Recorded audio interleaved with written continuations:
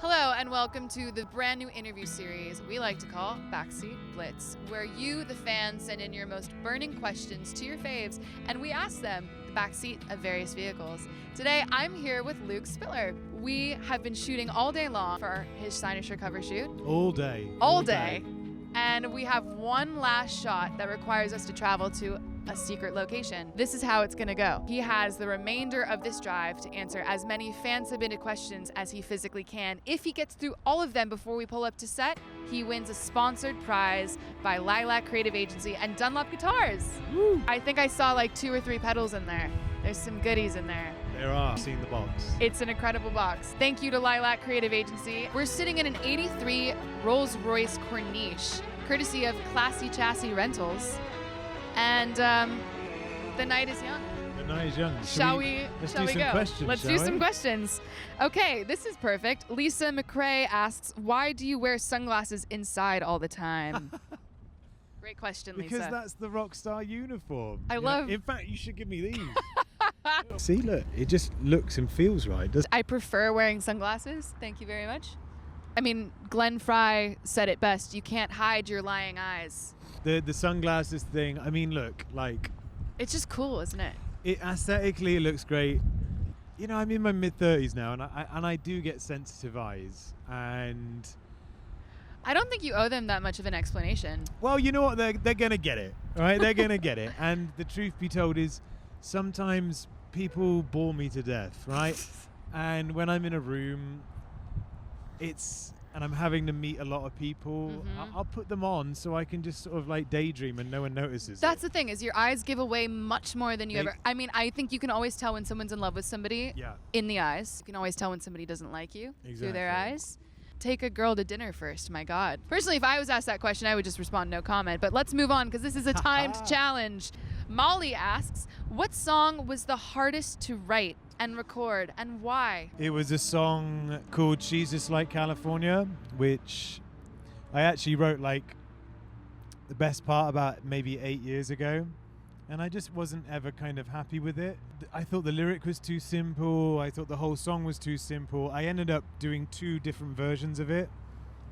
And it was actually my little sister and my mum who told me that I completely messed the song up and demanded that I dug out the original demo from a laptop.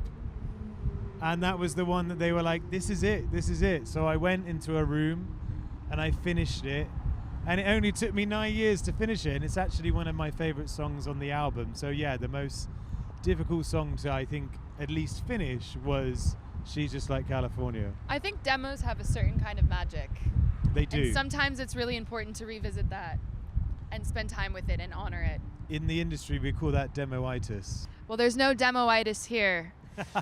That's for sure. She also asks, what's your favorite color? And she clarifies that this is a very burning question for her. Wow, okay, well, I will happily answer this burning question. My favorite color, I'd have to say purple. I like to wear purple. I don't wear it as much as I should Yeah.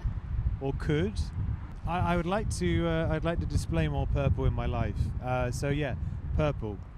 Purple was my first favorite color, but then I But then dropped what? it along the way. I don't know. I got wrapped up in pink, and then Ah, green has kind of taken over my life. Green's also a good one. Green's a great, but now I think I'm back to pink, but purple's wonderful. I'm wearing great light. What I would call I'd say these a seafoam green. seafoam green. A I'd call seafoam it green. toothpaste green. Here's a pretty hard-hitting question from Diane.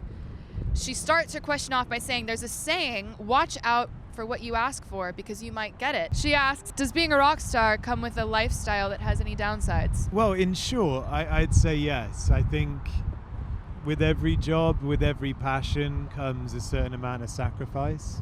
The sacrifices that a lot of musicians make, especially if they're sort of a renowned touring act, is the sacrifice of having some sort of, well, normality, so to speak. I've been away for certain times and tours, and I've come back and my goddaughter's suddenly like grown right up. My niece, for instance, I remember couldn't believe how much she changed and how much she grew. And you know, especially you're in a circle of your family and your immediate friends, they go through a lot while you're away, like traveling the world, and you kind of miss out on that. Then again, you're also living millions and millions and millions of people's dream. So it's one of those very odd places to be where inside I think it's healthy to sort of recognize it, but you can't also really vocalize it and complain about it too much. You know what I mean? I think it's something that no matter who you are, what you do, everyone can relate to feeling like the grass is always greener. Yeah. Someone has it better, someone has it harder. Absolutely. I think there's valor in acknowledging that, and I guess figuring out in your life where those points of loss can be. Yeah, it's all worth it. I mean, being a musician, a touring musician, when you can actually make money, it's no doubt about it, it still is the greatest job in the world. And if you're passionate about it and you work hard, you can do it literally until you drop dead. So, I mean, there's not a lot of other jobs that you can do that, you know what I mean? Absolutely. And what a gift. What a gift. Exactly. Well, this is quite a fitting question given that we are in a classic convertible Rolls Royce from Classy Chassis Rentals. Thank you, Classy Chassis. Sophie Martin wants to know what your favorite Rolls Royce is these days. Is it a Phantom, a Silver Cloud, or something else? Well, we're riding in a Corniche, and Corniche isn't never... I love the look of them, and of course not only are they're very rare, and of course you have like the whole soft top element to it where you can have the roof down, especially in LA. It's great. Summer night like this, I mean, does it get any better? It's great, but I'm still a sucker for like a very early 60s Silver Cloud. That's still my dream car. Don't mess with the classics. Catherine wants to know, you said in episode 2 of the Struts Sunday service you liked the smell of gasoline. I do. You still do? Yes. And I think that's to do with my love for classic cars. I have a 1982 Austin Mini Mayfair in the UK, my first ever car. You get into it, and a lot like this car, it just has that true greasy, amazing smell that comes with like an old engine and the old interior. And I have a 1974 Mercedes-Benz SL450 out here in LA. Is that what you pulled up to set in today? I did, yeah. And again, it's gorgeous. It has that same smell. Yeah. Just oozes it. It pongs. It reminds me of being on a boat trip. Yes. With friends or family.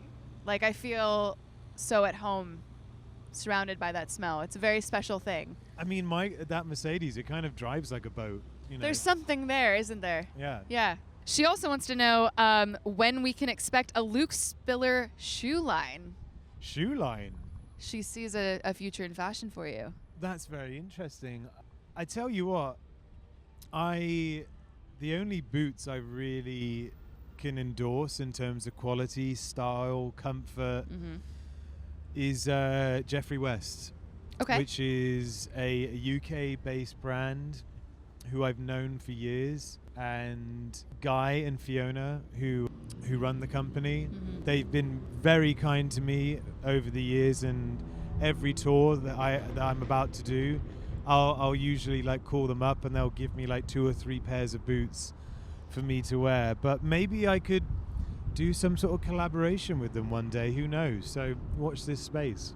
Watch this space. I always delight when a musician finds their stride, literally or figuratively, whether it be with, a designer of shoes or any kind of sartorial space. Oftentimes people really think about music and music first, and I think that that's definitely valid. But I do think that there's considerations to be made in terms of what you wear, what you feel good in performing, and what helps define your aura as a musician. In addition to like all of the sonic choices that you make. It's almost as important, especially these days. So it's more important than ever to sort of like have your own flair and identity and be proud of it as well. And absolutely. Well, we actually had a mutual friend of ours send in a question. Scott wants to know about your Instagram aesthetic. Everything's switched over to black and white with this new solo record. When will you post stuff that's in color, and what's going on there? Thanks, Scott, for great that question, Scott. Great, Scott. What a great question. Yeah, it's a good question. The truth is, I had a very clear vision with the whole record and all of the music videos that I was going to shoot for it. I've used the same director for all of the visuals. I've done a few things with a few other photographers, but it's mainly been Joseph Lin, my creative director. And I don't know why, but it just kind of felt right. The first video that we shot, it was in black and white. And I thought this could be a running theme, and I wanted that to carry over into my Instagram and have something that was so aesthetically cohesive. Yes. Cohesive. And sometimes when you make a decision like that, 3 months go by and some people go, oh, I don't know if this is working. So I decided I was going to stick to it, and I continue to do so until I get sick of it. Yeah. Can you speak a little bit more about your experience joining forces with a creative director and locking down a team to help bring those ideas to life? Do you find that to be an important part of one's practice? Absolutely. I've definitely struggled with it in the past, but I think a lot of that really has to do with working with the right people. Someone who, when you have those early initial conversations where it's like you're making references, you're talking about certain visuals, when you're talking to someone who knows exactly what you're talking about and then you can really bounce off ideas off of, you really have to sort of keep that person as close as possible. That's exactly what I did with Joseph. It was like we did one video and then a shoot, and then we did more videos, and you build something together. It's the difference between working with one producer on an album and multiple. When you're working with one producer or one creative director, you're taking steps together and you're sort of like trying to progress, and you go on this journey with each other on the whole album cycle. So it's really important. My favorite pairing of creative director and musician, I think, has to be Mick Rock and Bowie. I mean, who exemplifies that phenomenon better? Yeah, exactly. I mean, they were like a real force to be reckoned with, and you know, evidently, like David was very visual and had a very strong vision in terms of what he wanted the band to look like, and Mick, you know, brought everything to what David was doing. But yeah, no, it's a great example. Shirley Hoffman asks a great question. As an artist, what made you realize that it's time to move on from the 21st century dandy alter ego? Do you think you'll ever return to creating more alter egos for yourself? It's a very good question. For the same reasons why I wanted to make a solo record is the same kind of reason that I dropped a lot of the, let's call it, character stage persona kind of thing. And that was solely for the reason to show people and fans who dug everything that I've done with the Struts exactly just who I am. I wanted to just showcase myself more. So less sort of like character driven and more myself. Amazing. You know, putting it frankly. No, I think that's beautiful. I think like having a creative director, alter egos, and again, like all of this really does boil down to a lot of Bowie parallels. I think that's quite a poignant distillation. There's so many similarities between you and Bowie. There's also a lot of differences. I think it allows for an artist to experiment and play around with different eras and versions of themselves in a way that feels not as permanent. Yeah, and I think there just comes a time in anything, especially art and music, where you kind of just get bored. It's so bored. You get bored, and to keep yourself interested, it's like going undercover. Yeah, you have to sort of evolve and change and be a little bit brave and take new steps, you know. When I met Luke, I was deep in my red hair, fiery red. Yeah, my red hair phase. Ziggy Star Fluff, you were. Anyway, Sophie Martin asks, when will your solo album be released on vinyl, and will there be bonus tracks? Well, truth be told, is the record label dropped me a week after the album came out. So a whole bunch of complications in terms of the physical printing and distribution now of that album, since I don't really know what's happening with it at this moment in time. Okay. But I can tell you that I was in the process of working with a printing factory that were going to do a whole run of my vinyls. So hopefully, fingers crossed, I'll be able to do that again. I think this is the moment where we look into the camera. I'll even take my sunglasses off. Hey, record label. Put it out. What up? Put it out. That's what's up. I'm gonna come down there tomorrow morning. You do that. I'm gonna Write them a strongly worded email. I'm going to write them a strongly worded email. Jump right out of their spam. And they're gonna feel the pain, man. They really will. Anyway, moving on. Oh, here, this seems like an English fan. What is your favorite flavor of crisps? She offers some suggestions, but I'm just gonna let you take this one on your own. My favorite flavor of crisps is pickled onion Monster Munch. I've heard lots about this pickled onion Monster Munch. You're about to go to the UK. I am. Look, I tell you what, a pint of cold beer and a packet of pickled onion Monster Munches will sort you out. It'll sort you out. It will sort you out. It's a brilliant combo. Can you explain for the American fans, also myself, I've seen Monster Munch. I haven't had the pleasure. But can you explain what Monster Munch is and explain the pickled onion flavor to the American fans? Oh, that's, yeah. It's a tall order. It's a big question. I know. It's an important one. I think so. We're doing the Lord's work here at ISSUE Magazine. So firstly, Monster Munch is a brand of crisps that is an assortment of monsters like limbs, like hands. Sure. Actually, I think it's mainly hands, actually. And it's sold year round. It's not like a seasonal thing. Oh, no. Yeah. No, it's not just for Halloween. Okay. The pickled onion, gosh, well, I mean, it's essentially, imagine an onion that's been peeled in a jar of pickle juice. I can see it vividly. Let it ferment, take it out and eat it, and that's essentially the taste that you're getting. Delicious. Layered, nuanced, like the new Luke Spiller album. Lisa wants to know, what is the craziest fan interaction you have ever had? Oh, my Lord. Can you even boil it down to one? Gosh, the craziest fan interaction I have ever had. It's it kind of makes my mind go a bit blank because I meet so many wonderful characters. I mean, the Struts fans, for instance, are a very colourful bunch. When we're on tour, I'll meet certain individuals and think, wow, like you're such a unique person. The most unique interactions really are the moment when you first step out on stage and it's like the first song, and just seeing and feeling the room and the energy just go woof and come right up.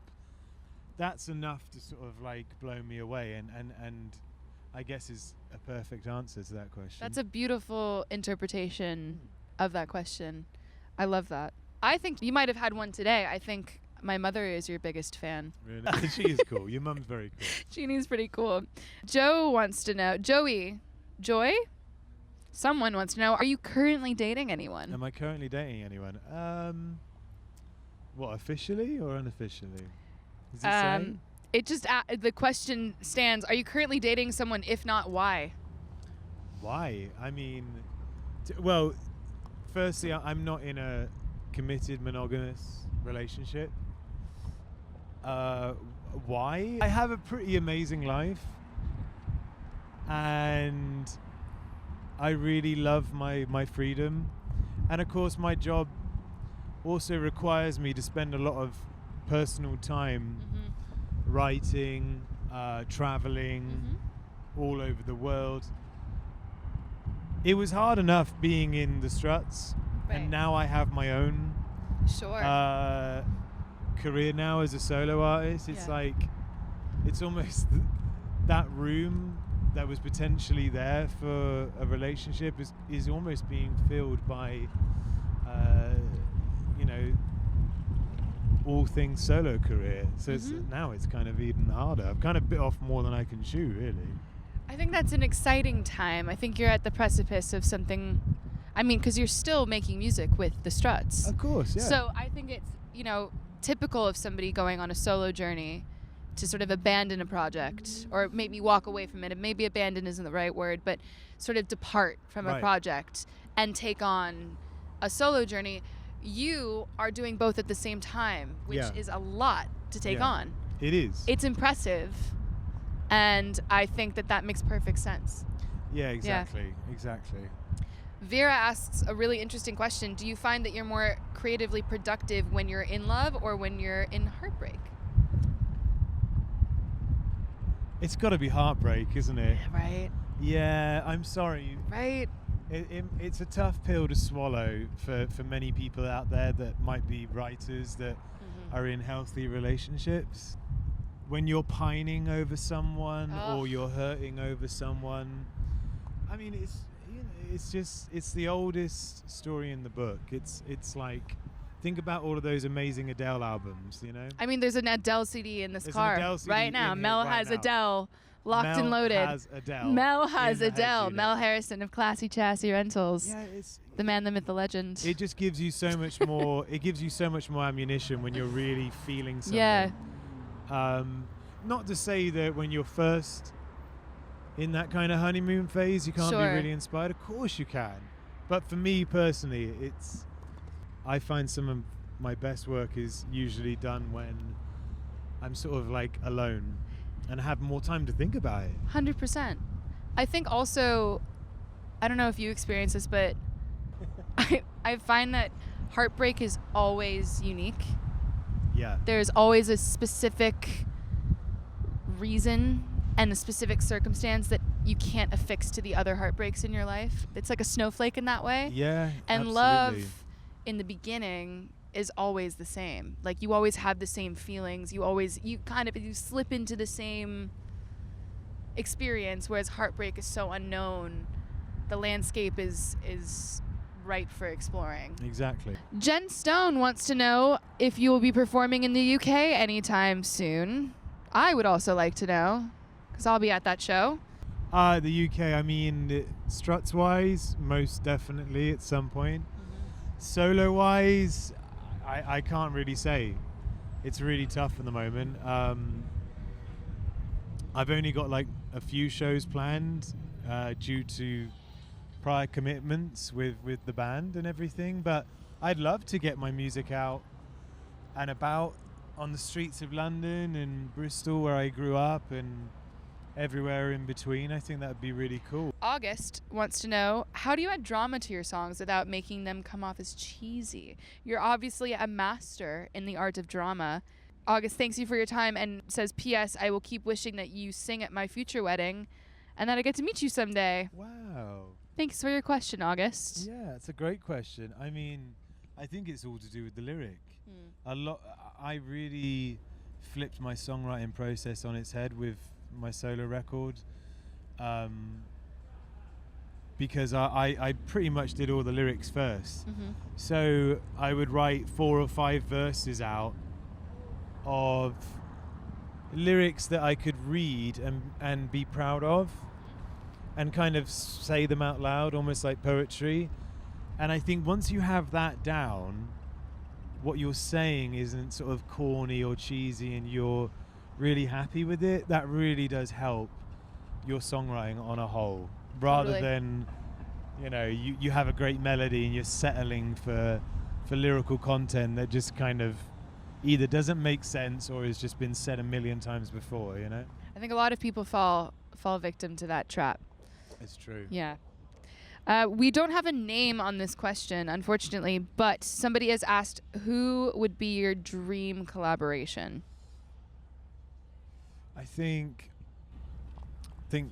Neil Diamond. Ooh, that's a good one. I'd love to work with Neil Diamond.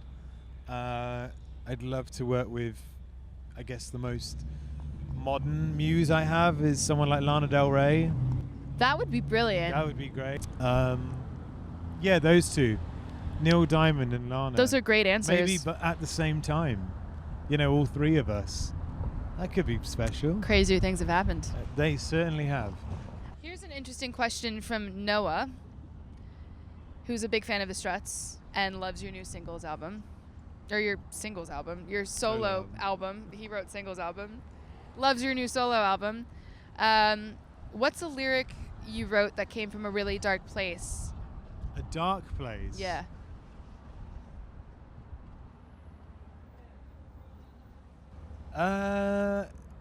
It's not really a dark album. Well, actually, no. I mean, come to think about it, probably the title track. There are a lot of happy sounding pop songs, right, or happy sounding rock songs, but their lyrics are biting and quite depressing if you really read into them. But the melodies are uplifting and get you on your feet and get you dancing. I feel like you've done the opposite, where you have really soulful, really melodic and beautiful melodies and sonic considerations, but the lyrics are hopeful. They touch upon these themes of heartbreak and loss, but it doesn't seem like you're afraid of it, and it doesn't seem like you're upset at it. No. And I think that's an incredible perspective to have, and one that isn't seen a lot. But I mean, I would say that the title track does have a bit of darkness to it, like not to get too much into it, because I don't want to ruin like the mystery around it. Of course not. We can't allow that. But certainly can't allow that. You know, when I really actually think about it, there's certain lines in that song specifically that do reflect a very I don't know if troubled is the exact right word, but stormy. It was a stormy time of my life. Dark and stormy time. Yeah, dark and stormy time of my life. I used to live here. Oh my God. Oh wow. Yeah, we're passing by my old apartment. All right, it looks like we're pulling up to our location. You've got one last question. Are you ready? Yes. Who was your favorite singer growing up from Pete? Who was my favorite singer growing up?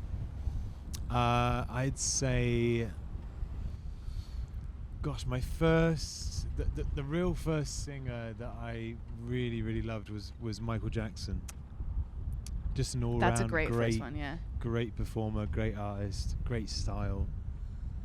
I mean, the absolute blueprint of what it is to be a singer and entertainer and Absolutely. style icon. Absolutely. I have to say that, Michael Absolutely. Jackson. Well, congratulations, Luke Spiller. You have officially won your episode of Backseat Blitz. Woo-hoo. You've answered all of the fan questions, and you've received a very lovely care package from LILAC Creative Agency and Dunlop Guitars. You're going to have so much fun with all of that, and I can't wait to hear the music you make with all of those pedals. I know. My God. I can't wait to get stuck into them. It's going to be great. Thanks for having me. Thank you for being here, and thank you to Mel Harrison of Classy Chassis Rentals and Alyssa Powell from LILAC Creative Agency. We'll see you at the next episode. Thanks so much for watching. See you later. Woo!